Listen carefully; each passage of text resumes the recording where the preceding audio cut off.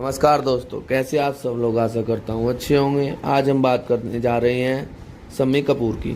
शम्मी कपूर का जन्म शमशेर राज कपूर के रूप में बॉम्बे में पृथ्वीराज कपूर और राम सरनी मेहरा कपूर के घर हुआ था। शम्मी पृथ्वीराज के तीनों बेटे में से दूसरे थे। अन्य दो राज कपूर और शशि कपूर दोनों सफल हिंदी फिल्म अभिनेता थे। वे अभिनेता त्रिलोक कपूर के भतीजे हैं। उनके पिता के चचेरे भाई निर्माता और फिल्म निर्माता सुरिंदर कपूर थे और वह गायक जुगल किशोर मेहरा के चचेरे भाई थे, जिनकी पोती अभिनेत्री गायिका सलमा आगा है। अभिनेता रणधीर और ऋषि उनके भतीजे हैं, जबकि अभिनेता रणबीर उनके पोते हैं और अभिनेत्री करिश्मा और करीना उनकी पोती हैं। हालांकि उनका जन्म मुंबई में हुआ था, लेकिन उन्होंने अपना बचपन का एक बड़ा हिस्सा कलकत्ता में बिताया, जहां उनके पिता न्यू थिएटर्स स्टूडियो से जुड़े थे, जहां वे फिल्मों में अभिनय करते थे। कोलकाता में ही उन्होंने अपनी मोंटेसरी शिक्षा और किंडरगार्टन की पढ़ाई की। बॉम्बे वापस आने के बाद वे पहले सेंट जोसेफ कॉन्वेंट वडाला और फिर डॉन बॉस्को स्कूल गए। उन्होंने होजेस रोड स्थित न्यू एरा स्कूल से अपनी मैट्रिक की पढ़ाई पूरी की। कपूर ने रामनारायण रुइका कॉलेज में कुछ समय तक पढ़ाई की, जिसके बाद में वे अपने पिता की नाट्य कंपनी पृथ्वी थिएटर्स में शामिल हो गए। उन्होंने 1948 में एक जूनियर कलाकार के रूप में 50 रुपये प्रति माह के वेतन पर सिनेमा की दुनिया में प्रवेश किया। अगले 4 वर्षों तक पृथ्वी थिएटर्स के साथ रहे और 1952 में अपना अंतिम वेतन 300 रुपये लिया। उन्होंने हिंदी फिल्मों में शुरुआत 1953 में फिल्म जीवन ज्योति के प्रदर्शन से की। इसे महेश कोल ने निर्देशित किया था और चांद उस्मानी कपूर की पहली नायिका थी। वे 1953 से 55 तक काहिरा की एक बेली डांसर और मिस्र की अभिनेत्री नादिया गामला के साथ रिश्ते में थे, जब वे छुट्टियों की यात्रा पर श्रीलंका में मिले थे।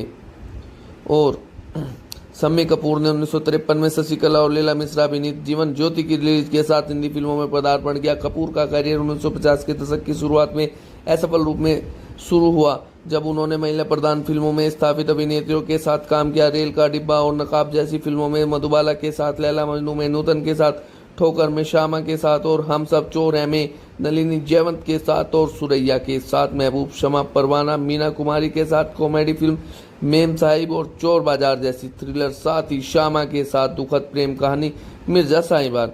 उन्होंने अपनी पहली सफलता फिल्मिस्तान की नासिर हुसैन निर्देशित तुमसा नहीं देखा में अमिता के साथ मिली और दिल दे के देखो के साथ उन्होंने एक खुशमिजाज और स्टाइलिश प्लेबॉय की छवि हासिल की। बेहद सफल जंगली के साथ उनकी नई छवि मजबूत हुई और उनकी बाद की साथ सभी फिल्में रोमांटिक, कॉमेडी और संगीत में थ्रिलर शैलियों में थी। मोहम्मद रफ़ी को अक्सर उनकी फिल्मों में पार्श्व आवाज के रूप में चुना जाता था और उन्होंने उनकी फिल्मों की सफलता में योगदान दिया। 1960 के दशक में उन्हें अक्सर आशा पारेख, सायरा बानो, शर्मिला टैगोर और साधना जैसी नई अभिनेत्रियों के साथ जोड़ा जाता था, जिनमें वे सभी का कैरियर बहुत सफल रहा। 1960 के दशक में पहले भाग में कपूर जंगली, राजकुमार, प्रोफेसर, दिल तेरा दीवाना, चाइना टाउन, कश्मीर की कली, ब्लफ, मास्टर, जानवर और तीसरी मंजिल जैसी सफल फिल्मों में नजर आए एवं 1968 में उन्हें ब्रह्मचारी के लिए अपने कैरियर का पहला फिल्म फेयर सर्वश्रेष्ठ अभिनेता पुरस्कार मिला। उन्होंने इंडस्ट्री में अपने लिए एक अनोखी जगह बनाई, क्योंकि 1950 के दशक के अंत से लेकर 1970 के दशक की शुरुआत तक वे हिंदी फिल्मों में एकमात्र डांसिंग हीरो थे। वे अपने हीरो अभिनीत गानों में डांसिंग स्टेप्स खुद ही बनाते थे और कथित तौर पर उन्हें कभी कोरियोग्राफर की आवश्यकता नहीं हुई। इसने उन्हें भारत की एक एल्विस प्रेस्ली नाम दिया और दक्षिण अभिनेत्रियों के साथ उनकी जोड़ी व्यावसायिक रूप से सफल रही। उन्होंने प्यार किया तो डरना क्या और प्रीत ना जाने रीत में भी सरोज देवी के साथ, सिंगापुर में पद्मनी के साथ और कॉलेज गर्ल और प्रिंस में वैजंती माला के साथ और मुजरिम में रागिनी के साथ अभिनय किया। 1960 के दशक में उत्तरार्ध में उनकी सफल फिल्मों में साधना के साथ बुड़त मीज और सच्चाई, राजश्री के साथ ब्रह्मचारी, नूतन के साथ लट साहब और बबीता के साथ तुमसे अच्छा कौन है और शर्मिला टैगोर के साथ इन इवनिंग इन पेरिस और वैजंती माला के साथ प्रिंस शामिल थी। 1970 के दशक में कपूर की वजन की समस्या रोमांटिक हीरो की भूमिका निभाते समय एक बाधा साबित हुई और उनकी आखिरी ऐसी फिल्म अंदाज 1971 थी, जिसमें सुपरस्टार राजेश खन्ना और हेमा मालिनी ने से अभिनय किया था। छोटे सरकार 1974 में उनकी भूमिका में आखिरी फिल्म थी। वह 1970 के दशक में एक सफल सहायक अभिनेता के रूप में सामने आए। उन्होंने जमीर 1975 में सायरा बानो के पिता की भूमिका निभाई, जब में एक दशक पहले जंगली 1961 में और बल्लभ मास्टर 1963 में उनके साथ प्रमुख व्यक्ति थे, और परवरिश 1977 में विनोद खन्ना के पिता और अमिताभ बच्चन के पालक पिता की भूमिका निभाई। उन्होंने मनोरंजन 1974 का निर्देशन किया, जो इरमान ला डूस और बंडल बाज 1976 से प्रेरित एक फिल्म थी। 1980 के दशक में उन्होंने प्रेम रोग, हीरो बेताब और विधाता जैसी फिल्मों में कई सहायक भूमिकाएं निभाई, जिसके लिए उन्हें सर्वश्रेष्ठ सहायक अभिनेता का फिल्म फेयर पुरस्कार मिला। जहां दिलीप कुमार और संजीव कुमार जैसे बड़े दिग्गजों ने प्रमुख भूमिकाएं निभाई। उन्होंने 1992 की फिल्म तहलका में एक दुर्लभ नकारात्मक भूमिका निभाई। 1990 के दशक में वे टेलीविजन पर भी दिखाई दिए, जैसे कि चट्टान नामक सामाजिक ड्रामा धारावाहिक में, जो 1990 के दशक में एक साल से अधिक समय तक जी टीवी पर प्रसारित हुआ। 1990 के दशक के अंत में और 2010 के दशक की शुरुआत में उन्होंने फिल्मों में काम करना कम कर दिया और 1999 में सलमान खान और उर्मिला मातोंडकर अभिनीत जानम समझा करो देवानंद की 2001 की फिल्म सेंसर 2002 में रिलीज वाह तेरा क्या कहना और 2006 में देरी से रिलीज सैंडविच में दिखाई दिए। एवं अपनी मृत्यु के समय पहले उन्होंने इम्तियाज अली की 2011 की निर्देशित फिल्म रॉकस्टार में अपनी आखिरी फिल्म दिखाई, जिसमें उनके भाई राज कपूर के उनके पोते रणवीर कपूर भी उनके साथ थे। निर्देशक शक्ति सामंत ने शम्मी कपूर को 6 फिल्मों में निर्देशित किया। सिंगापुर, चाइना टाउन, कश्मीर कली, एन इवनिंग इन पेरिस, पगला कहीं का और जाने अनजाने आखिरी 2 असफल रही। और एक साक्षात्कार में कहा कि मैंने शम्मी को एक बहुत अच्छा इंसान पाया, अपने सुनहरे दिनों में भी वे विनम्र थे। और कपूर की मुलाकात अभिनेत्री गीता बाली से 1955 में फिल्म मिस कोका कोला के दौरान हुई थी। वे फिल्म रंगीन रातें की शूटिंग के दौरान प्यार में पड़ गए, जहां वे प्रमुख अभिनेता थे और उन्होंने एक कैमियो भूमिका निभाई थी। 4 महीने बाद दोनों ने मुंबई के मालाबार हिल के पास बाणगंगा मंदिर में शादी कर ली। शादी के 1 साल बाद 1 जुलाई 1953 को सिरोडकर अस्पताल में मुंबई में उनका एक बेटा हुआ, आदित्य राज कपूर पैदा हुआ। 5 साल बाद में उनकी एक बेटी कंचन कपूर पैदा हुई। बालू की मृत्यु 35 वर्ष की आयु में चेचक की बीमारी के कारण हो गई थी। 4 साल बाद कपूर ने को भावनगर राज्य के गोहिल राजवंश की राजकुमारी नीला देवी गोहिल से शादी की।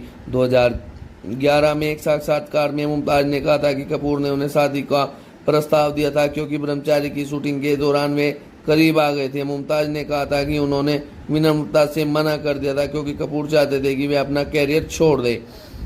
और Kapoor internet users community of India IUCI के संस्थापक और अध्यक्ष थे।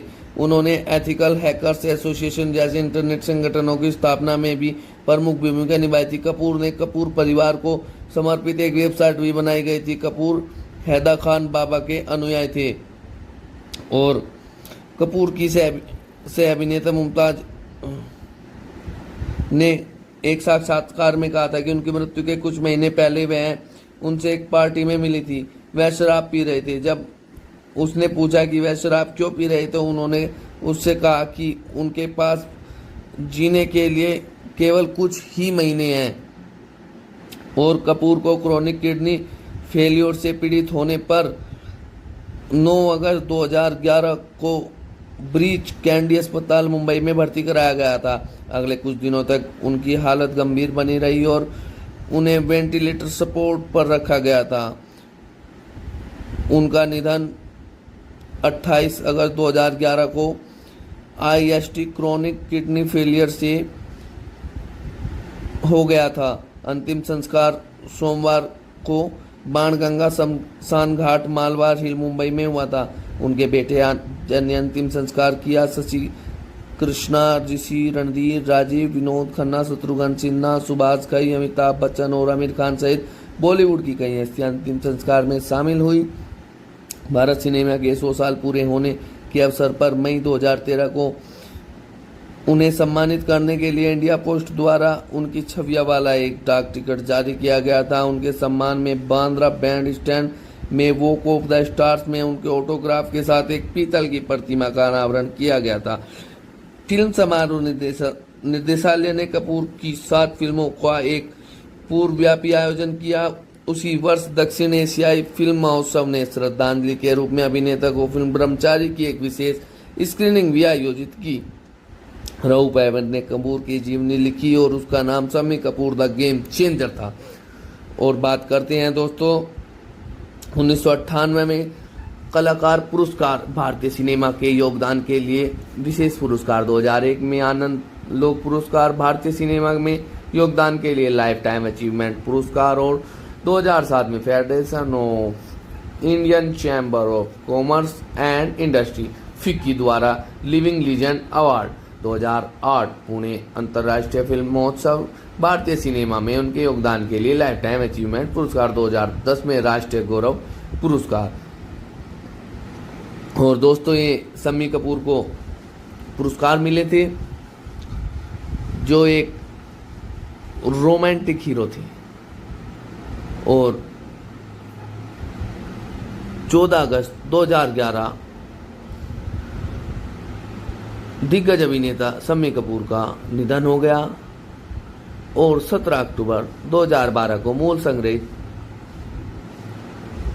और 14 अगस्त 2011 को कर लिया गया।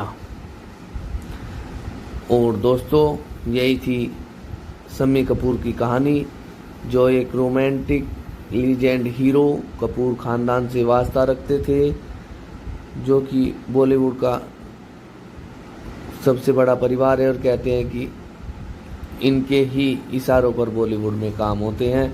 और दोस्तों 1995 में फिल्म फेयर से सम्मानित किया गया था। 1999 में जी सिने अवार्ड मिला था। और 2001 में स्क्रीन पुरस्कार, 2002 में आईफा पुरस्कार, 2005 में बॉलीवुड मूवी पुरस्कार। और दोस्तों